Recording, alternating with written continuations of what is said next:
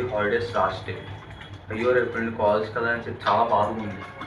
ఆ రోజు నైట్ 8:00 అనుకుంటాను మా ఫ్రెండ్ ఫోన్ చేసాడు. అరే అదే ఏదో నోట్స్ కోసం చేసి ఉంటాడు, రేపటికి ఏ నోట్స్ పట్టుకురావాలి కోసం చేసి ఉంటాడు అనుకున్నాను. ఫోన్ చేసి రేపు ట్రిప్కి వెళ్దాంరా అన్నాడు. నేను ఫుల్ షాక్లో ఉన్నా. అదే వీడు ట్రిప్కి వెళ్దాంరా అంటున్నాడు. నేను అరే రేపు కాలేజ్ కదా ఇప్పుడు ట్రిప్ అంటున్నావు ఎట్రా అంటే ఇప్పుడు కాదురా 3 months పోయాక అన్నాడు. నాకు ఫుల్ డౌట్ స్టార్ట్ అయింది. అదే వాష్రూమ్కి రమ్మంటే వచ్చేవాడు కాదు, వీడు సడన్గా ట్రిప్ అంటున్నాడు ఎట్రా అని. సరే నేను తర్వాత చేస్తాను ఫోన్ పెట్టి వాళ్ళ ఇంట్లో వాళ్ళకి ఫోన్ చేశాను. బాబు వాడు నిన్న నైట్ నుండి అలాగే ప్రవర్తిస్తున్నాడు, కొద్దిగా నైట్ ఏదో నిమ్మకాయతో కూర్చోడు, నిన్న ఆదివారం అమావాస్య కదా అని. నాకు ఇంకా సీన్ అర్థమైంది. వీడికి ఏదో అయ్యింది, వీడితో ఇలాంటి మ్యాటర్స్ కొద్దిగా టఫ్గా డీల్ చేయకూడదు, కొద్దిగా స్మూత్గా డీల్ చేయాలని. మళ్ళీ వాడే ఫోన్ చేశాడు ఒక 8:30కి 8:45కి అలాగా. అరే ట్రిప్ అన్నాను కదరా ఏం చేసామని. అదేరా మన అందరితో మన ఫ్రెండ్స్ అందరితో డిస్కస్ చేయాలి కదరా, మా ఇద్దరు అనుకుంటే సరిపోదు కదా అన్నాను. సరేరా అందరినీ కాన్ఫరెన్స్ కలపరా అన్నాడు. అందరినీ కాన్ఫరెన్స్ కలిపి సరేరా ట్రిప్ ఎక్కడికి ప్లాన్ చేద్దామని అడిగాం అని. గోవా అన్నాడు, మనాలి అన్నాడు, కొడైకెనాల్ అన్నాడు, తిరుపతి అంటున్నాడు, శ్రీశైలం అంటున్నాడు, అరుణాచలం అంటున్నాడు. అసలు ఇంకా మూడుకి ఏదో వస్తే చెప్పేస్తాడు. అది ఇదంతా అయ్యేదిరా అంటుంటే సరేరా ఉంది తిరుపతికి వచ్చేద్దాం అన్నాడు.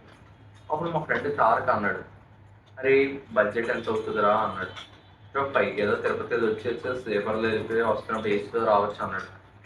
పైకి అంటే కష్టం, ఒక 4K చూడరా అని అన్నాడు. సరేరా 4Kలో వెళ్ళి వచ్చేద్దాం అని అన్నట్టు. అప్పుడు నేను చెప్పాను, వెరీ ఆగంటా మళ్ళీ కేసు సీరియస్ అయిపోద్ది అని చెప్పి ఆ సర్రా ఫోన్ రేపు లంచ్ టైంలో డిస్కస్ చేసుకున్నారా నేను చెప్పాను. వాడు సర్రా అని చెప్పి ఫోన్ కట్ చేశాడు. నేను కాన్ఫరెన్స్లో వాడిని తీసేసి మిగతా మా బ్యాగ్తో అందరితో చెప్పాను, వాడికి నేను నైట్ నుండి ఏదో అయిందంటారా, వాడు నైట్ అమావాస్య కదా నిమ్మకాయతో కూర్చాడంట, వాటితో రేపు కొద్దిగా మ్యాటర్ కొద్దిగా నీట్గా డీల్ చేద్దాం, వాటితో ఏం గొడవలు పెట్టుకోవద్దు తెలుసు కదరా అని చెప్పాను. ఈ కాన్ఫరెన్స్ కాల్ అయిపోయినాక నాకైతే అర్థం కాదు అసలు ఎవడెవడు ఎందుకు మాట్లాడుకుంటున్నాడు, ఈ ట్రిప్ ఏంటంటే ఏం అర్థం కాదు. ఫస్ట్గా సైలెంట్ మెసేజ్ పెట్టారు కాన్ఫరెన్స్ కాల్ అవుతున్నాడు. అరే ఎవడేటి మాట్లాడుకుని అందరూ సైలెంట్గా ఉండండి, నాకు కొద్దిగా ఏదో తేడాగా అవుతుందని చెప్పి సైలెంట్గా ఉన్నాను. అప్పుడు ఫోన్ కాల్ కట్ చేసినాక అప్పుడు ఫోన్ చేశాడు మా ఫ్రెండ్. ఫోన్ తీసి మా అందరికి కాన్ఫరెన్స్ కలిపాడు. వాడికి నిన్న నైట్ ఏదో తొక్కిసి వచ్చాడంటారా, అది ఇంట్లో చెప్పారు, నిన్నటి కొద్దిగా హై ఫీవర్ ఉందంట, ఇలాగ వాడిలో వాడే మాట్లాడుకుంటున్నాడంట అని. పాపం గట్ట కొద్దిగా జాగ్రత్తగా ఉండాలని అర్థమైంది. సరేరా కాలేజ్లో మాట్లాడదాం అన్నారు. ఇంకా ఆ రోజుకి చాప్టర్ ఎండ్ అయిపోయింది. నాకు స్టార్టింగ్ అర్థం కాదు, మీరందరూ దేని గురించి మాట్లాడుకుంటున్నారు. అప్పుడు అన్నాడు తారక్ 5,000 అయిపోద్ది అంటే నేను 3,500 to 4,000 అన్నాను. సరేరా ట్రిప్ అయిపోద్ది అన్నాడు. కరెక్ట్గా రేపు కాలేజ్ ఫస్ట్ టైం వచ్చినాక అది మనాలి, ఛత్తీస్గఢ్, ఈ కేస్, కన్యాకుమారి ఇవన్నీ అలా ఉంటున్నాయి.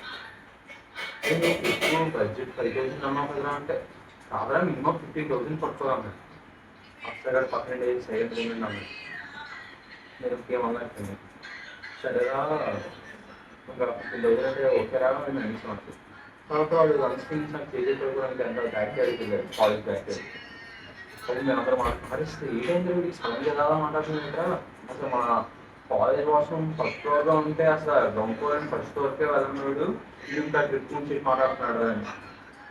ఇంకా అది ఏ తీసుకున్నప్పుడు ఆ ట్రిప్ రీల్స్ అన్నీ పెడుతున్నాడు, వేరే వాళ్ళ ఫ్రెండ్స్ ట్రిప్ రీల్స్ అన్నీ మాకు పెడుతున్నాడు. ఇది ఇంకా హై స్టేజ్ స్టేజ్ మాకు అర్థమైపోయింది. ఆ తర్వాత రోజు అందరూ కలిసి దర్గాకి తీసుకెళ్ళడానికి చెప్పి ప్లాన్ చేస్తున్నాం. వాళ్ళు చెప్పాం, అరే చిన్న క్లోత్స్ కొనుక్కోడానికి వెళ్దారా, ట్రిప్ ఉంది కదా, అది చాలా టైం ఉంది కదా అన్నారు. ఏదో కొన్ని కొద్దిగా చూసుకొని వద్దాం, అన్ని రేట్స్ టూరిస్ట్ ప్యాకేజ్ కొనుక్కొని వద్దాం అన్నాను.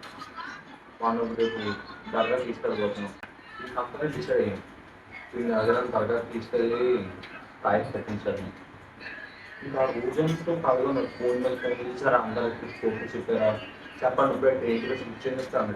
అరే ఇంకా 3 to 4 months ఉంది కదంటే లేదా టికెట్స్ అయిపోతాయేమో, రిజర్వేషన్ చేసుకుంటారేమో అంటున్నాడు. హై టైం అని మాకు అర్థమైంది. ఆ తర్వాత నేను కూడా ఫుల్ సపోర్టింగ్గా మాట్లాడాను. వాళ్ళు ఏంటంటే ఆ ట్రిప్కి వెళ్ళిపోతామరా అని చెప్పి మీ ఇద్దరు ఇంకా ఆ సైడ్ నేను సపోర్ట్ చేశాను. అదే ట్రిప్కి వెళ్ళాలా, సెకండ్ ఇయర్ కూడా అయిపోతుంది కదా అని. అంటే వాడు కొద్దిగా సాటిస్ఫాక్షన్ ఇవ్వడం కష్టం చెప్పాడు. వాడు ఫుల్ మూడుగా వెళ్ళిపోయాడు. కన్ఫర్మ్ ట్రిప్కి వెళ్ళి తీరాల్సిందే, నేను చచ్చిపోయేదో ట్రిప్కి వెళ్ళిపోవాలి ఇంకా సెకండ్ ఇయర్ తర్వాత చచ్చిపోతానని రేంజ్లో పెరిగాడు. మేము వాళ్ళందరూ ఏసీ ట్రైన్ అన్నారు, వీడు ఒక్కడే నాన్ ఏసీ ట్రైన్ అన్నారు. స్లీపర్లో తిప్పడం అంటున్నాడు. ఒక మా బ్యాచ్ 9 మెంబర్స్ అందరూ ఏసీ వెళ్దాం అన్నారు. వాడు మాత్రం స్లీపర్ వెళ్దాంరా, లైఫ్ ఎక్స్పీరియన్స్ చేద్దామని. నేను కూడా ఒక ఉంటాను, స్లీపర్ వెళ్దాం, టికెట్ కాస్ట్ కూడా తక్కువ ఉంటుంది అని చెప్పి చిన్న ఫ్లోగా కలిపాను వాడితో. నిన్న కాన్ఫరెన్స్ కలిపినప్పుడు తిరుపతి, కన్యాకుమారి, కొడైకెనాల్, కొచ్చి అన్నాడు. ఇవాళ మనాలి అంటున్నాడు, రోడ్ ట్రెక్కింగ్ అంటున్నాడు, కేదార్నాథ్ అంటున్నాడు. ఒక్కొక్క టైం ఒక్కొక్క వే చెప్పేస్తాడు. నిన్న రాత్రి మధ్య 12 గంటలకు వచ్చేసి ఉదయఘాట్ ఫొటోస్ పంపించాడు. చూడరా క్లైమేట్ ఎంత బాగుందో, వ్యూస్ ఎంత బాగున్నాయో, ఫొటోస్ తీసుకోవచ్చు అంటున్నాడు. ఇంకా ఆ రోజు మాకు ఒకసారి చెప్పాడు, ఇంకా సైలెంట్గా ఉందాం, వాడు ఏం చెప్తారు తిందాం, రేపు దర్గాకి తీసుకెళ్దాం ఎల్లుండి. ఇంకా అందుకే అందరం ఇంకా సరే వాడు ఏం చెప్పినా సరే అని ఇప్పుడు అని ఎల్లుండి దర్గా తీసుకెళ్ళబోతున్నాం. 30,000 కోరుకుంటున్నాం. అంటే మీకు ఎందుకు ఇలా అంటే ఆ రోజు నిన్న రాత్రి సండే రాత్రి అమావాస్య ఉండొచ్చు, వాడి ఎక్కువ స్నాప్స్ అంటే ఈ ఈ మధ్య మా ఫ్రెండ్స్ అందరూ ఎక్కువ పాండిచ్చేరి, కాశీ, తిరుపతి, పద్మనాభ చూడాలి.